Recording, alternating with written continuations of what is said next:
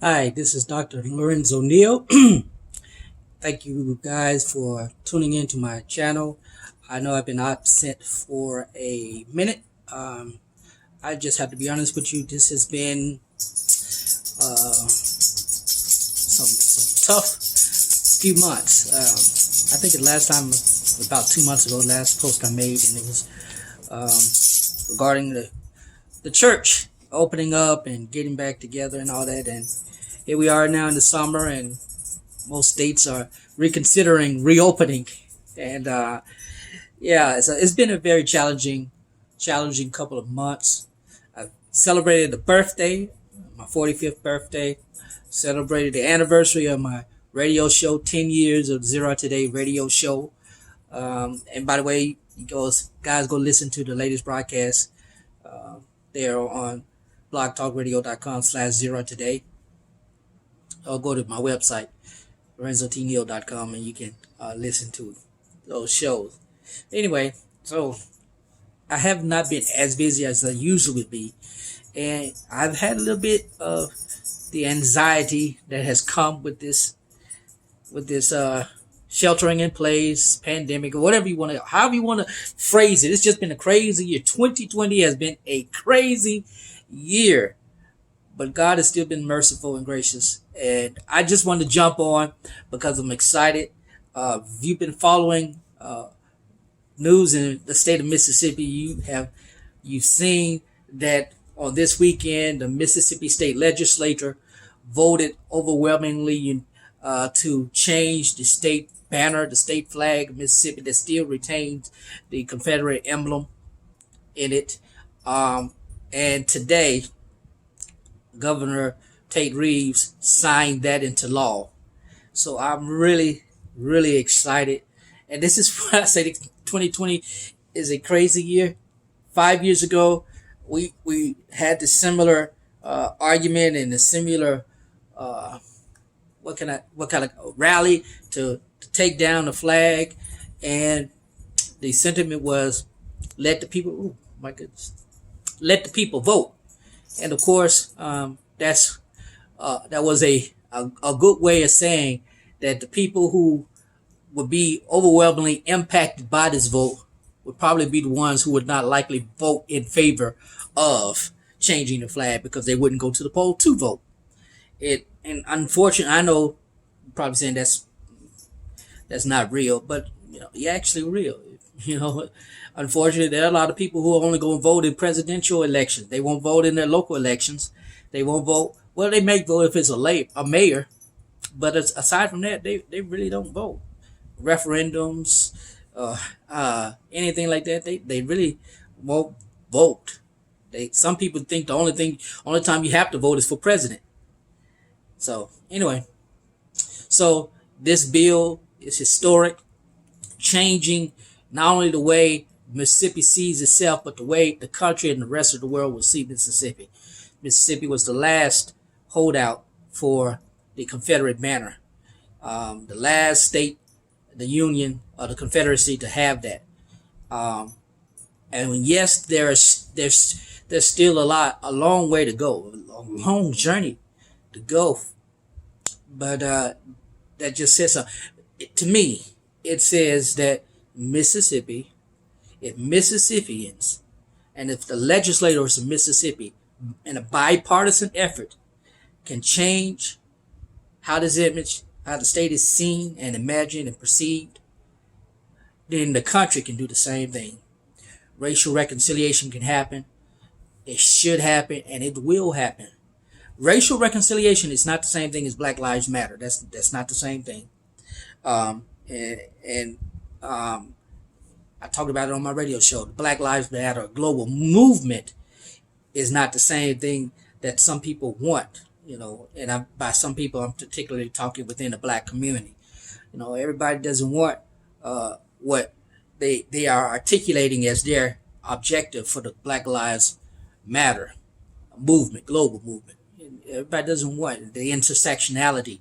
Not to say that there's anything wrong with the intersectionality, but again, when that is meshed together and there is no distinction into what really matters for Black lives, then yeah, it takes away from. But that's my opinion. If you have a difference of opinion, don't attack me. Just leave your comment, and I recognize that and I appreciate it. But overall, Mississippi had made a great step forward for this nation. When you talk about racial reconciliation, and I wear a bracelet, if you can see it, racism, and it's for an organization called Mission Mississippi. And Gracism is grace and racism merged together to emphasize the fact that as a state, we in the state of Mississippi are relying on God's grace to empower us to overcome the stigma and the history and the trauma of racism that has plagued this state since its inception, before its inception as a state. And we have come so far in doing it, and we have seen so much happen, and we still have a long way to go in the state of Mississippi. We still need to elect. We still have yet to elect a black senator. We still have yet to elect a U.S. senator. We still have yet to elect more than one black U.S. representative. We still have yet to elect more than one statewide black elected official. We have a lot of local black leaders, and that's one of them. Municipalities and counties, that's great, but we still have a long way to go. We've had people in high positions, black people in high positions, that have basically sold us out. We've had blacks who meant us no harm, but I believe Medgar Evers, Charles Evers, and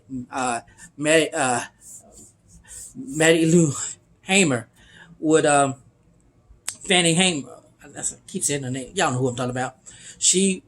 They would be greatly proud of the step that Mississippi took today. The fact that Mississippi said no to keeping up the grandiose appearance of nobility while ignoring the entirety of the state population. And I'm grateful. And I know there are a lot of people who see the sentimental value of the flag as it is today, and they don't want change. I don't like change. I'm not particularly fond of change, and like Governor Reeves made in his statement, he doesn't like change either. He tries not to change his mind. But it was time. It was consensus, and I applaud it. So what does that say in the long run, in the long term, regarding the entirety of what the Black Lives Movement is trying to accomplish regarding black lives and black people?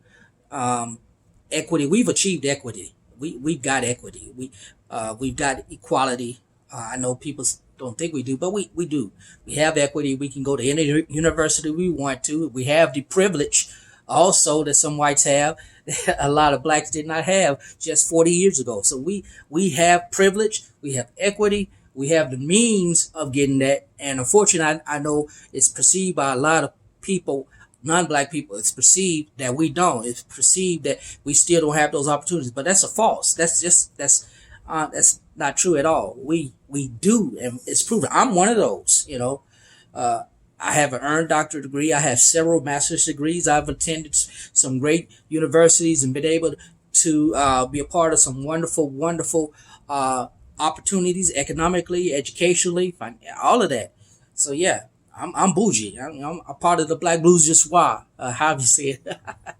But it's a part of that identity crisis that many non-black people think black folk have. They still think that we can't do this, we can't go there, and yet we are in those spaces that just 40, 50 years ago we were not allowed to be in. And not only are we in those spaces, in some places we lead those spaces. So we're moving forward. We have a lot. We have gotten a lot, come a long way, and we still have a long way to go. But I'm just excited for this moment. So I appreciate it so much. Again, thank you for tuning. If you don't mind, just like this video, hit the bell for notifications when I upload more videos. And I keep saying I'm gonna try to be more disciplined in doing so. I don't know. This medium is still kind of new to me, and I I like hearing myself talk. I just don't like hearing myself talk. You know what I mean? So, but anyway, like, subscribe, and share. Leave comments. I would love to interact with you, dialogue with you. If you have differences of opinion, do not be angry. Don't be hateful. Don't speak hateful thoughts. Just share, and we can have a dialogue. I love that. Anyway, thank you so much. God bless you.